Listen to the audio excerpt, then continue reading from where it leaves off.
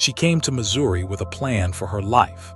She had earned her engineering degree in China, crossed an ocean to earn a master's from the University of Missouri, and built exactly the kind of future she had worked for: a career, an apartment, and a daughter she loved with a devotion that people who knew her described as total, unconditional, and fierce. Her name was Mengqi Ji. She was 28 years old, born in Xi'an, China, in April of 1991, the only child of Qi Ren and Xia Alanjai during China's one-child era. Her parents would later say she was everything to them, and she called them every single day. It was that daily phone call that would eventually break the silence of her disappearance open. Mengqi Ji arrived in the United States as part of an academic exchange program and completed her master's degree in mechanical and aerospace engineering from the University of Missouri in December of 2014. She stayed. She built a life. In September of 2015, she took a position at a small manufacturing company called Nanova, and it was there, in the ordinary rhythm of work, that she met a man named Joseph Elledge. At the time, she was his supervisor. He was younger than her, American-born, also studying engineering at the University of Missouri. They began dating in January 2016. By September 8, 2017, on a hike through Rock Bridge Memorial State Park, he proposed. They married 2 weeks later on September 22, 2017. In October of 2018, they welcomed a daughter, a little girl they named Anna. The happiness, if it was ever fully present, did not last long. People close to Mengqi would later describe a relationship that had grown controlling and corrosive in the months and years after Anna's birth. Mengqi's parents had flown from China to help care for the newborn, and Elledge grew resentful of their presence, telling people he felt pushed out of his own home. When her parents eventually returned to China, the couple found themselves alone together in ways that seemed to make things worse rather than better. Secret audio recordings, some made by Mengqi herself, others made by Elledge, would later provide the most chilling portrait of that marriage available to any courtroom. There were 9 hours of recordings in total, spread across 12 audio files. Prosecutors would describe what was on them as a catalog of emotional abuse. In those recordings, Elledge told his wife that she didn't understand her own body the way he did. When she said she was still recovering from a difficult childbirth, he told her repeatedly that she was fine. He threatened to have her deported. He told her she didn't understand American culture. In one recording from May of 2019, he told her, "Next time you dig a hole, I'm just going to let you jump in, and I'm going to bury the dirt over you."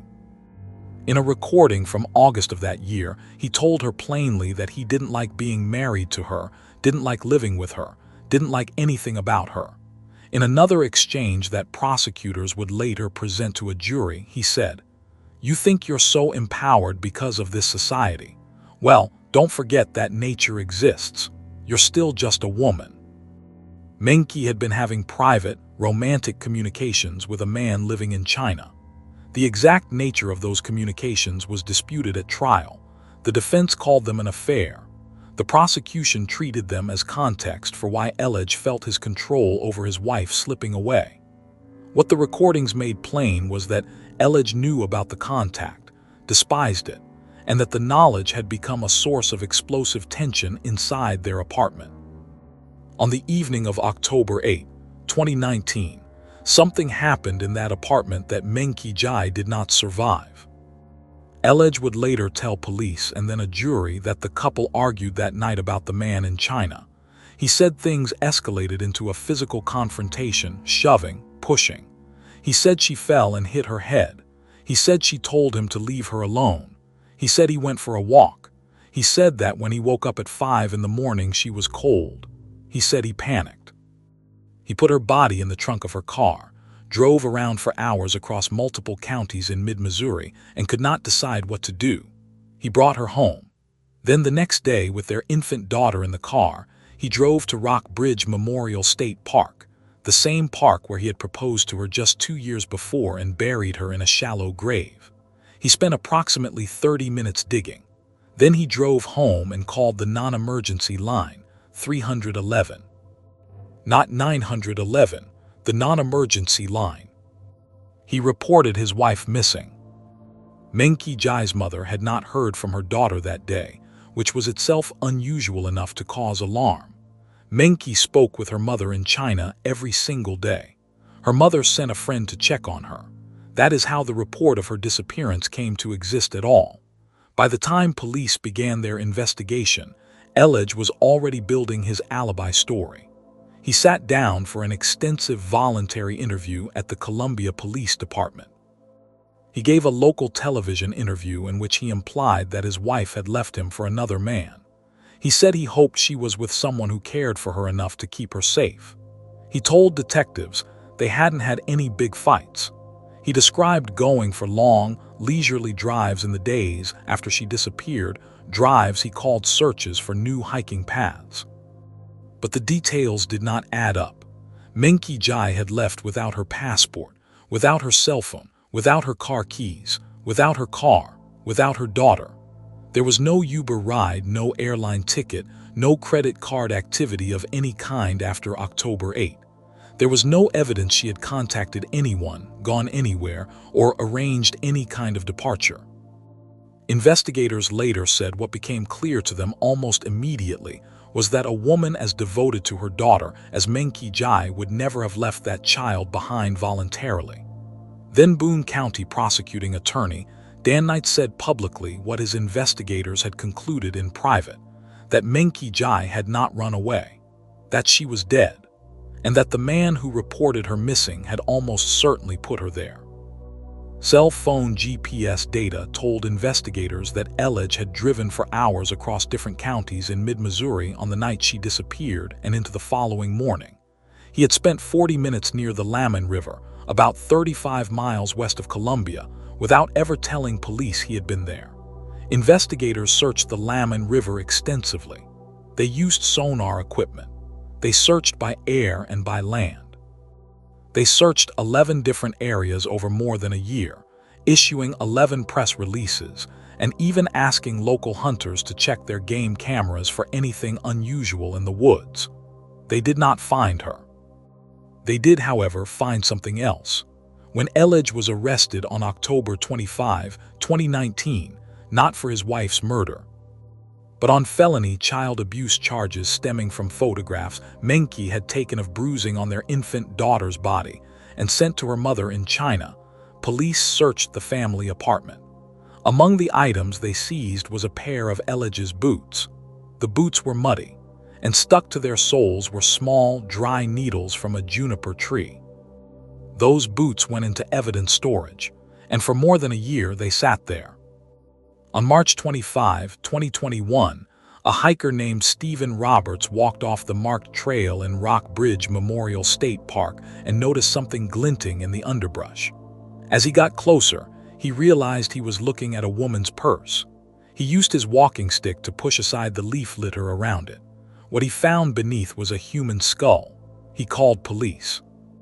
Investigators arrived, and within days, the Boone County Prosecuting Attorney's Office confirmed that the remains belonged to Mengqi Ji. She had been buried just a few miles from her home, in the same park where Joseph Elledge had once gotten down on one knee and asked her to marry him. Above her shallow grave stood a juniper tree. Prosecutor Dan Knight had been building his case around cell phone data, audio recordings, and the absence of any trace of Mengqi's independent movement after October 8. He had been bold enough to charge Elledge with first-degree murder back in February of 2020 even without a body, a significant legal risk that testified to how confident he was that his suspect was guilty, and that no jury, once presented the full picture, would believe otherwise. But he needed something more. He needed to place Elledge at that specific location. And then he remembered the boots. Knight reached out to the Missouri Botanical Garden, where plant geneticist Christine Edwards worked. The question was whether plant DNA, specifically DNA extracted from juniper tree needles, could be used to match a person to a specific tree at a specific location. The answer, it turned out, was yes. Every living organism carries DNA. Juniper trees are no exception. The needles on any given tree are genetically distinct from those on a different tree, even one growing just yards away. Alex Lennon, an assistant scientist at the Missouri Botanical Garden, carefully extracted the needles from the soles of Elledge's boots. He then traveled to Rock Bridge Memorial State Park and climbed each of the juniper trees surrounding Mengqi's burial site, collecting fresh needle samples from the highest branches of each one to ensure the integrity of the comparison. Back at the lab, the DNA from the boot needles was compared against the DNA from the trees at the site. There was an exact match, not to one of the surrounding trees, but to the specific tree that hung directly over the place where Mengqi Ji had been buried. When Christine Edwards got the result, she said she yelled that they had him, that there was no doubt in her mind he had been there. It was, as CBS News correspondent Peter Van Sant later observed, a forensic approach he had never encountered before in his career. The defense had no answer for it. The trial of Joseph Elledge began on November 1, 2021, in Boone County Circuit Court. Jury selection had been moved to Warren County to find impartial jurors, given the extensive local coverage of the case. The trial ran for 10 days. The prosecution presented the audio recordings, which the court allowed into evidence after extensive pretrial argument. They presented the cell phone GPS data, which showed Elledge's movements throughout that night. They presented the absence of any evidence that Mengqi Ji had left voluntarily. They presented the juniper tree DNA, which placed him at the burial site. They presented the account of the hiker who had found her purse and her remains. And prosecutors argued that Elledge had killed his wife not in a moment of panic, but because he was determined to avoid a costly divorce and feared she would take their daughter back to China, beyond his reach. On the first day of testimony, Elledge admitted from the witness stand that he had killed his wife. He insisted it was an accident. He said she had pushed him, that he pushed back, that she fell and hit her head. He said she was fine when he went for a walk. He said she was dead when he came back.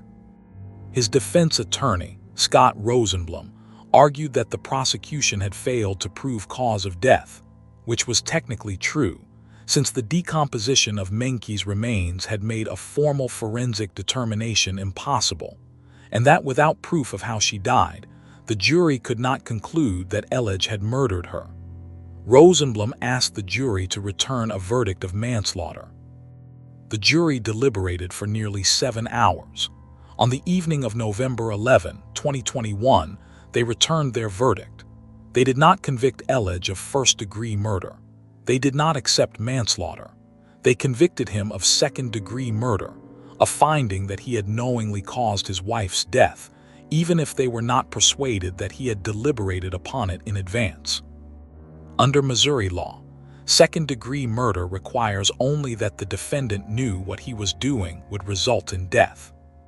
Judge Brock Jacobs sentenced Joseph Elledge to 28 years in prison, the maximum sentence available, and the sentence the jury itself had recommended. In February of 2022, Elledge pleaded guilty to the child abuse charges that had first put him behind bars in October of 2019.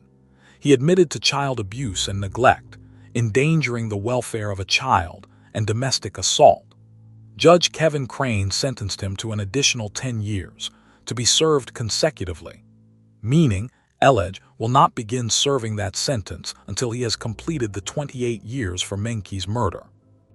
As part of the plea agreement, the prosecution agreed not to pursue additional charges that had been under consideration, including abandonment of a corpse and tampering with evidence.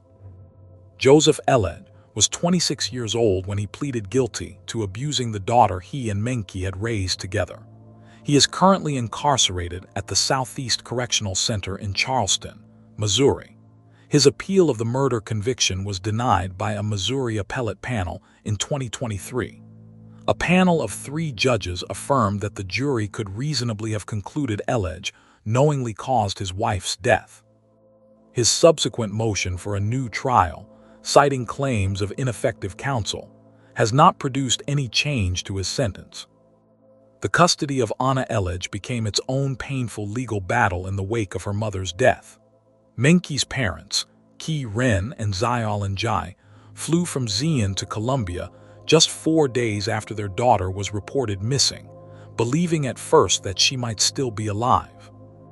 They were granted temporary custody of their granddaughter in December of 2019, but when the COVID-19 pandemic closed borders and they were forced to return to China in September of 2020, Anna's care passed to Elledge's mother, Jean Geringer. The custody battle between the two families continued in Boone County Family Court long after the murder conviction. It became a case that illustrated how thoroughly one act of violence could unravel an entire extended family across 2 continents. Mengqi Ji's parents lost their only child. They had raised her under China's one-child policy, which means there was no sibling, no second chance, no other daughter. They described to their attorney, Amy Saladay, what it had been like to sit in a foreign country, not speaking the language, reliant on others for transportation, waiting for information that never came quickly enough. Saladay said that when they first arrived in Colombia, they believed Mengqi was alive. They left a year later, knowing she had been murdered by the man she had married. She described the experience as their worst nightmare made real. What the audio recordings captured, and what prosecutors returned to again and again during trial, was not the story of a spontaneous tragedy, but of a woman who had been living inside a slowly tightening trap. The threats about deportation, the dismissal of her pain, the recording in which her husband told her that society might have empowered her, but nature still made her just a woman. These were not the words of a man who snapped in an unexpected moment of violence. Prosecutor Dan Knight argued to the jury that they were the words of a man who, over months and years, had come to view his wife as a problem to be solved, and ultimately, a problem to be buried. What makes this case extraordinary in the history of forensic investigation is not merely that Elledge was caught, it is how. The cell phone data was damning, but a skilled defense attorney could have argued movement without intent. The audio recordings were devastating, but Rosenblum called them proof of a troubled marriage, not proof of murder. The absence of Mengqi's independent movement after October 8 was compelling, but circumstantial. What closed the case was a pair of muddy boots sitting in an evidence room, and a juniper tree standing over a shallow grave in a state park, and a plant geneticist who understood that even trees leave traces of themselves on everything they touch. Joseph Elledge had walked through a park and stood under a tree, and the tree had marked him. Its needles had embedded themselves in the rubber soles of his boots, and when investigators finally thought to ask a botanical garden for help, those needles told the rest of the story that Elledge had spent more than a year trying to suppress. He proposed to Mengqi Ji in that park. He buried her there too. Mengqi Ji was a painter. She was, by every account that has emerged since her death, a devoted mother. She was a woman who called her parents every day, who had built a life for herself on the other side of the world through intelligence and discipline, and who had found herself trapped inside a marriage that grew darker by the month, while the resources that might have helped her escape were invisible to her, lost in a language barrier, buried under cultural isolation, and overshadowed by a man who had spent months telling her that her own perceptions could not be trusted. Her daughter is growing up without her. Her parents carry the weight of a loss that has no equal, and in a correctional center in southeastern Missouri, the man who buried her is 38 years into a sentence that will not end until he is in his late 50s, at the earliest, if it ends then at all. The appellate court has spoken. The jury's verdict stands. And Mengqi Ji's name, spoken in courtrooms and hearings and legal briefs across years of proceedings, has become something the legal record cannot erase. Evidence, testimony, and finally, the truth about what happened to a young woman in a park she had every reason to love.